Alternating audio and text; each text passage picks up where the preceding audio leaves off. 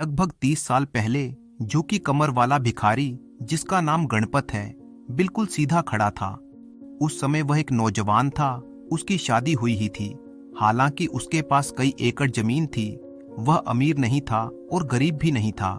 जब वह अपनी तैयार फसल 5 मील दूर बाजार में ले जाता था, वह बैलगाड़ी का उपयोग करता और गांव की धूल भरी सड़क पर चलकर जाता था। हर रात को घर लौटते समय गणपत को पीपल के एक पेड़ के पास से गुजरना होता था, जिस पर किसी भूत का वास बताया जाता था।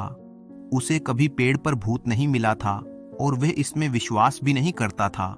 लेकिन भूत का नाम जो उसे बताया गया था बिपिन था, जो कि बहुत पहले एक डाकू था और उसे उसी पेड़ पर फांसी दी गई थी। तब से ही बिपिन का भूत उस पेड़ पर रहता था और अक्सर उन लोगों पर झपट पड़ता था जिन्हें वह पसंद नहीं करता था। कभी कभी उनकी पिटाई करता था तो कभी उनके गले पर कूदकर उनकी पाचन क्रिया गड़बड़ कर देता था। शायद गणपत के बार बार उस पेड़ के नीचे से आने जाने के कारण बिपिन उससे नाराज हो गया था। एक रात को उसने गणपत पर हमला करने का फैसला कर लिया। उसने पेड़ से छलांग लगाई और रास्ता रोककर सड़क के बीचों बीच खड़ा हो गया। वह चिल्लाया, तुम अपनी बैलगाड़ी से नीचे उतरो, मैं तुम्हें मारने जा रहा हूँ। गणपत सकते में आ गया, लेकिन उसे इसका कोई कारण नजर नहीं आया कि उसे भूत की आज्ञा क्यों चाहिए। उसने भूत को जवाब दिया, मेरा मरने का कोई इरादा नहीं है, तुम खुद गाड़ी पर चढ़ जाओ। बिपिन चिल्लाया और उछलकर बैलगाड़ी पर गणपत के पास पहुंच गया और किसी आदमी की तरह बोला, तुम मुझे इसका कोई एक अच्छा सा कारण बताओ कि मैं क्यों तुम्हारी जान न लूं। गणपत बोला, अगर तुमने मुझे मार दिया तो बाद में बहुत पछताओगे। मैं एक गरीब आदमी हूँ और मेरी एक पत्नी है जिसका मैं ही सहारा हूँ। बिपिन ने कहा, तुम्हारे गरीब होने से इसका कोई संबंध नहीं है। गणपत बोला, ठीक है, तो मुझे अमीर बना दो अगर तुम बना सकते हो। भूत ने कहा, तो तुम समझते हो कि मेरे पास तुम्हें अमीर बनाने की शक्ति नहीं है। गणपत ने कहा, मैं तुम्हें मुझे अमीर बनाने की चुनौती देता हूँ। बिपिन चिल्लाया, तो चलते रहो, मैं तुम्हारे साथ तुम्हारे घर चल रहा हूँ। गणपत ने बैलगाड़ी गांव की तरफ बढ़ा दी। बिपिन पीछे बैठा हुआ था। बिपिन ने कहा, मैंने ऐसी व्यवस्था की है कि मुझे केवल तुम देख सकोगे, अन्य कोई नहीं। और दूसरी बात, मुझे हर रात तुम्हारे पास सोना होगा और किसी को इसका पता नहीं लगना चाहिए, क्योंकि मैंने तुम्हारी ईमानदारी और सच्चे मन को देखते हुए तुम्हारी सहायता करने का निश्चय किया है। परंतु अगर तुमने लालच में आकर मेरे बारे में किसी दूसरे को बताया तो निश्चित ही मैं तुम्हें मार डालूंगा, क्योंकि लालची व्यक्ति होने का दुष्परिणाम मैं अपने जीवन काल में भुगत चुका हूँ। इसलिए मुझे लालची लोगों से सख्त नफरत है। उन्हीं की वजह से मुझे इस प्रेत की अवस्था में आना पड़ा। ध्यान रखना कि अगर तुमने लालच में आकर किसी को मेरे बारे में भनक भी लगने दी तो तुम्हारी मौत निश्चित है। गणपत ने कहा, चिंता मत करो, मैं तुम्हारे बारे में किसी को नहीं बताऊंगा। बिपिन ने कहा, अच्छा, मैं तुम्हारे साथ रहने का इंतजार कर रहा हूँ। इस पेड़ पर रहते हुए मैं अकेलापन महसूस कर रहा था। इसके बाद बिपिन गणपत के साथ रहने आ गया और वे हर रात एक दूसरे के साथ सोने लगे। उनमें बहुत अच्छी दोस्ती हो गई थी। बिपिन उतना ही अच्छा था जितने उसके शब्द थे, और फिर कल्पनीय व अकल्पनीय स्रोतों से पैसा बरसने लगा, जब तक गणपत इस स्थिति में नहीं पहुंच गया कि और जमीन तथा मवेशी खरीद सके। किसी को भी यह पता नहीं था कि बिपिन गणपत को सहयोग कर रहा है। हालांकि स्वाभाविक है, उसके मित्र और रिश्तेदार जरूर आश्चर्य करते थे कि इतना धन आ कहां से रहा था। इसी समय के दौरान गणपत की पत्नी रात को लगातार उसकी अनुपस्थिति से चिंतित थी। पहले तो उसने अपनी पत्नी को बताया था कि उसकी तबीयत ठीक नहीं थी, इसलिए वह बरामदे में सोएगा। फिर उसने कह दिया कि रात को कोई उसकी गाय चुराने की कोशिश कर रहा था, इसलिए उसे उनकी रखवाली करनी होगी। इसके बाद बिपिन और भूत गायों के बाड़े में सोने लगे। गणपत की पत्नी रात को अक्सर उसकी जासूसी करती थी, लेकिन उसने उसे हमेशा गायों के बीच में सोते हुए ही पाया। उसके अजीब व्यवहार को समझ पाने में असमर्थ रहने पर उसकी पत्नी ने यह बात अपने माता पिता को बताई।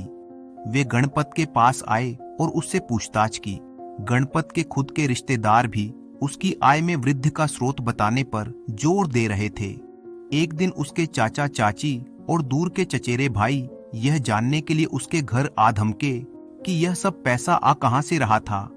अपना धैर्य खोते हुए गणपत ने कहा, क्या आप लोग चाहते हो कि मैं मर जाऊं? अगर मैं अपनी दौलत का कारण आपको बताता हूं तो मैं सब कुछ खो दूंगा। लेकिन उन्होंने इसे एक चालाकी भरा बहाना मानते हुए उसका मजाक उड़ाया, क्योंकि उन्हें शक था कि वह इस सारे पैसे को अपने पास ही रखना चाहता था। धीरे धीरे गणपत के धनवान होने की खबर पूरे गांव में फैल गई और होते होते ये खबर वहां के राजा के कानों तक भी जा पहुंची। राजा को जब ये पता चला कि उसके राज्य का एक गरीब किसान अचानक से धनवान बन गया है, तो उसके मन में ये उत्सुकता हुई कि आखिर वो किसान इतना धनवान कैसे बन गया। अगर उसके अमीर होने का रहस्य मुझे पता चल जाए तो मैं भी अपने खजाने को और ज्यादा भर सकता हूँ। राजा ने अपने कुछ सिपाहियों को गणपत के घर भेजा ताकि उसे राजदरबार में पेश किया जाए। गणपत ने जब अपने घर राजा के सैनिकों को देखा तो वो घबरा गया कि आखिर उसे ऐसा क्या अपराध हो गया जो उसे दरबार में ले जाया जा रहा था। परंतु राजा का आदेश था, इसे टाला तो नहीं जा सकता था, इसलिए वो सैनिकों के साथ दरबार में हाजिर हुआ। दरबार में पहुंचकर गणपत ने राजा को प्रणाम किया और कहा, अन्नदाता, मुझसे आखिर ऐसा क्या अपराध हुआ जो आपने मुझे दरबार में बुलाया है? राजा ने कहा, गणपत, मुझे पता चला है कि तुम कुछ दिन पहले एक बहुत ही गरीब किसान थे, परंतु आज तुम्हारी गिनती गांव के सबसे अमीर लोगों में हो रही है। आखिर ये चमत्कार कैसे हुआ? मैं इस रहस्य को जानना चाहता हूँ। राजा की बात सुनकर गणपत सोच में पड़ गया। उसे प्रेत की चेतावनी याद आ गई कि अगर उसने इस रहस्य के बारे में किसी को बताया तो प्रेत उसकी जान ले लेगा। गणपत ने कहा, महाराज, मुझे क्षमा कीजिए, लेकिन मैं इस बारे में आपको कुछ नहीं बता सकता, चाहे आप इसके लिए मुझे कोई भी दंड क्यों ना दें। गणपत की बात सुनकर राजा ने सोचा कि इसे दंड का भी कोई भय नहीं है, तो क्यों ना इसे कुछ लालच देकर उस रहस्य के बारे में पता लगाया जाए। कुछ सोचकर राजा ने कहा, गणपत, बेशक तुम्हारे पास इस समय गांव में सबसे अधिक धन दौलत है, लेकिन फिर भी तुम्हारी हैसियत गांव के एक किसान की ही है। सिर्फ धन के होने से कुछ नहीं होता, अगर धन के साथ शक्ति भी मिल जाए तो मनुष्य अपराजित हो जाता है, और वो शक्ति मैं तुम्हें दे सकता हूँ। गणपत ने कहा, महाराज, मैं कुछ समझा नहीं। तब राजा ने उसे स्पष्ट करते हुए कहा, अगर तुम मुझे अपने धनवान होने का रहस्य बता दो तो मैं बदले में तुम्हें अपने दरबार का सबसे खास मंत्री बना दूंगा। और राजा के दरबार में मंत्री होने का मतलब तो तुम जानते ही हो, सब लोग तुम्हारे आगे सिर झुकाएंगे। गांव के लोग तो क्या, बड़े बड़े सेठ, व्यापारी और दरबारी तुम्हारा सम्मान करेंगे। क्या तुम नहीं चाहते कि इस राज्य में तुम्हारा रुतबा सबसे ऊंचा हो? राजा की इन बातों का असर अब गणपत के चेहरे पर साफ दिखाई दे रहा था। शायद वो राजा की बातों में आ चुका था। वो सोचने लगा कि राजा आखिर सच तो कह रहा है। अगर धन के साथ मुझे एक मंत्री के बराबर शक्ति भी मिल जाएगी तो फिर मेरा कोई भी कुछ नहीं बिगाड़ सकता। तब गणपत ने कहा, महाराज, मैं उस रहस्य के बारे में आपको बताने के लिए तैयार हूँ, लेकिन मैं आपको एक एकांत कमरे में उस रहस्य को बताना चाहता हूँ। इसके बाद राजा ने दरबार को समाप्त किया और गणपत के साथ एक एकांत कमरे में चला गया। एकांत में जाकर गणपत ने कहा, महाराज, आपने मुझे वचन दिया है कि आप मुझे अपने दरबार में महामंत्री बनाएंगे, इसलिए मैं आपको अपने धनवान होने का रहस्य बता रहा हूँ। फिर गणपत ने प्रेत से जुड़ी हुई सारी घटनाओं के बारे में राजा को विस्तार से बता दिया और ये भी बता दिया कि आज उस प्रेत के कारण ही वो इतना धनवान बना है। और इस तरह से लालच में आकर गणपत ने राजा के सामने प्रेत का सारा भेद खोल दिया। फिर गणपत वापसी अपने घर लौट आया, लेकिन उस रात को बिपिन गायों के बाड़े में सोने नहीं आया। गणपत गायों के साथ अकेला सोया। उसे डर लग रहा था कि अगर वह सो गया तो जब वह सोया हुआ होगा बिपिन उसे मारने का फैसला कर सकता है। लेकिन ऐसा लगता था कि भूत की भावनाएं इतनी आहत हुई थीं कि वह वहां से चला गया था और गणपत को उसके हाल पर छोड़ गया था। गणपत को पूरा यकीन था कि उसके अच्छे भाग्य का अब अंत आ चुका था। अगले दिन जब वह बाजार से अपने गांव के लिए बैलगाड़ी से लौट रहा था तो पीपल के पेड़ से बिपिन ने छलांग लगाई और बैलगाड़ी को रोकते हुए चिल्लाया, झूठा दोस्त, मैंने तुम्हें वह सब कुछ दिया जो तुम चाहते थे, फिर भी तुमने मेरे साथ विश्वासघात किया। गणपत ने कहा, दोस्त, मुझे इस बात का बहुत खेद है कि मैं अपनी बात पर कायम नहीं रह पाया और मैंने तुम्हारा विश्वास खो दिया। तुम चाहो तो मेरी जान ले सकते हो। बिपिन ने कहा, नहीं, मैं यह नहीं कर सकता। हम लंबे समय तक दोस्त रहे हैं, लेकिन मुझे तुम्हें दंड तो देना ही होगा। पीपल के पेड़ से एक डाली तोड़कर उसने उसे गणपत की पीठ पर इतनी बार मारा कि उसकी कमर पूरी तरह से झुक गई। उसके बाद गणपत फिर कभी सीधा नहीं हो सका। जब वो अपने घर पहुंचा तो प्रेत का दिया हुआ सारा धन भी अपने आप ही गायब हो चुका था। 20 साल से अधिक समय से वह इस विकृत रूप में रह रहा है। उसकी पत्नी उसे छोड़कर अपने परिवार में चली गई और वह अब खेत में काम करने लायक भी नहीं रहा था। इसलिए उसने गांव छोड़ दिया और जीने के लिए भीख मांगता हुआ एक स्थान से दूसरे स्थान पर भटकने लगा। इसी तरह से वह चंदनपुर गांव आ पहुंचा और उसने यहीं रहने का फैसला किया। गणपत ऐसा सोचता है कि यहाँ के लोग अन्य स्थानों की बजाय अधिक दयालु हैं। कम से कम यहाँ पर कोई पीपल का पेड़ तो नहीं है। ये कहानी हमें ये सिखाती है कि मनुष्य के द्वारा जो धन बिना मेहनत के कमाया जाता है वो एक न एक दिन बर्बाद हो जाता है। इसलिए मनुष्य को चाहिए कि वो मेहनत करें और उसी से धन अर्जित करें। बिना मेहनत से कमाया गया धन मनुष्य की बुद्धि को भ्रष्ट कर देता है। एक गांव में एक दर्जी रहता था। उसने एक बकरी पाली हुई थी। वह बकरी बातें करती थी। उस दर्जी के 3 बेटे थे। वे दर्जी पुत्र जब जवान हुए तो दर्जी ने उन्हें बकरी चराने का काम सौंपा। वह बकरी दिन भर चरती और भर पेट खाती, पर जब दर्जी शाम को उस पर हाथ फेर कर उससे हाल पूछता तो वह कहती, आपके बेटे मुझे मैदान में एक खूंटे से बांध कर रखते हैं। वह स्वयं खेलते रहते हैं और मैं भूखी रहती हूँ। दर्जी बहुत दिनों तक बात टालता रहा। फिर एक दिन उसने बेटों को डांट डपट कर कहा, निकल जाओ घर से, तुम सब निकम्मे हो। बेकसूर बेटे भी एकदम घर से निकल गए। उनके जाने के बाद दर्जी को बकरी की धूर्तता का पता चला।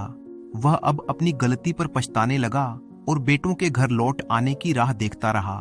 दर्जी के 3 पुत्रों को घर से दूर एक दूसरे से अलग अलग नौकरी मिल गई। उनके मालिक उनके काम से खुश हुए। एक बेटा लकड़ी का साज सामान बनाने वाले के पास नौकर हो गया, दूसरा उसी नगर में एक पंचक्की पर नौकर हो गया और तीसरा बेटा एक दुकानदार के यहाँ। तीनों भाइयों को काम करते हुए 2 साल बीत गए। अब 2 भाई पिता को याद करने लगे। उन्होंने फैसला किया कि वह घर लौट जाएंगे। उनके मालिक भी इस बात को मान गए। एक भाई को उसके मालिक ने एक छोटी सी मेज देकर कहा, बेटा, इस मेज से जिस तरह का भोजन मांगोगे वह तुम्हें इस पर तैयार मिलेगा। दूसरे भाई को चक्की वाले ने एक गधा देते हुए कहा, जाओ, हमेशा प्रसन्न रहो, इस गधे को भी ले जाओ। तुम इससे कहोगे मुझे मुहरें दो, वैसे ही यह मुंह से मुहरें उगलने लगेगा। जब तक तुम बस करो न कहोगे यह मुहरें उगलता रहेगा। दोनों भाई अपने अपने उपहार लेकर घर की ओर चल दिए। वे सायंकाल के समय एक गांव में पहुंचे। वे रात भर आराम करने के लिए एक सराय में ठहरे। सराय वाला दुष्ट आदमी था। उसने उन्हें रात भर रहने की जगह दी, पर बातों ही बातों में उनके उपहारों की विशेषता के बारे में भी जानकारी प्राप्त कर ली। जब उसे मेज और गधे के गुणों का पता लगा तो उसने उन्हें हथियाने की बात सोची। वे दोनों भाई जब सोकर खर्राटे भर रहे थे तब उस दुष्ट आदमी ने मेज के बदले हूबहू वैसी ही मेज रख दी और गधा भी उसी शक्ल का खूंटे से बांध दिया। सुबह वे दोनों भाई इन नकली चीजों को लेकर चल दिए। घर पहुंचे तो उनका पिता बहुत खुश हो गया। उसने गधे और मेज की करामात सुनी तो और भी प्रसन्न हो गया। परंतु जब दोनों भाई अपने अपने उपहार की परख और प्रदर्शन करना लगे तो हैरान हो गए। उनका बाप यह देख बहुत नाराज हो गया। वह समझा कि बेटे मुझसे धोखा कर रहे हैं।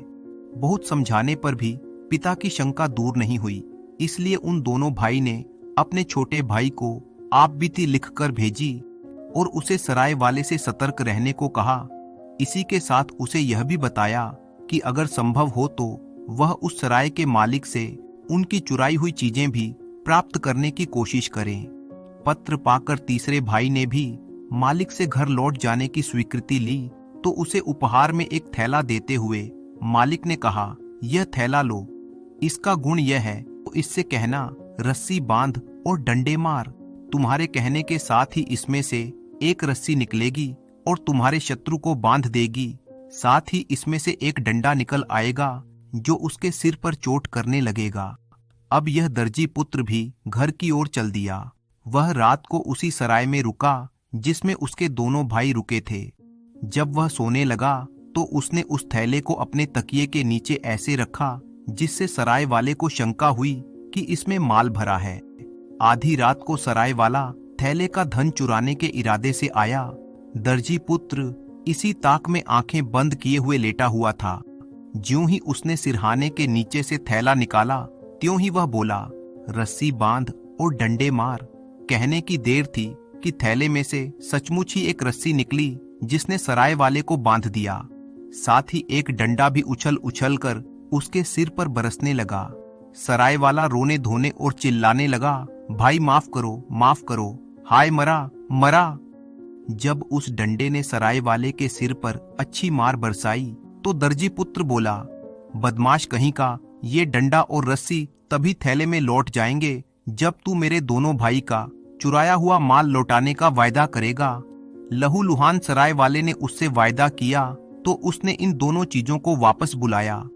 इसके बाद सराय वाले से मेज और असली गधा प्राप्त करने के बाद वह घर लौटा।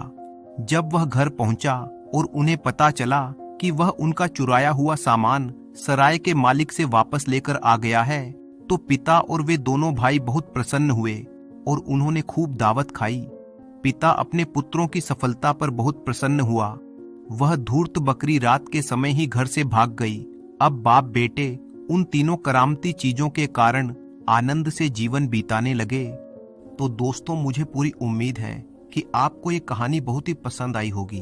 तो इसी तरह की कहानियां देखने के लिए आप चैनल को सब्सक्राइब कर लीजिए। वीडियो अच्छी लगे तो उसे लाइक कीजिए और साथ ही साथ अपने अच्छे कमेंट करना बिल्कुल मत भूलिएगा।